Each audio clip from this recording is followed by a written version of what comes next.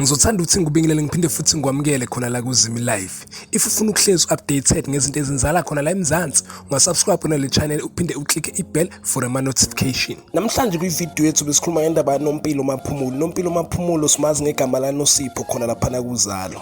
And ungomunye wama-actors sinesikhathi wafika ngawo laphana u-2014 the time Uzalo uqala. I-role yakhe khona laphana kuZalo ayikho nkulu kangaka kodwa impela uyi-character ehlezi khona and futhi siyibona. So-ke le ntokazi ehlelwe yibhadi khona laphana ku-Instagram.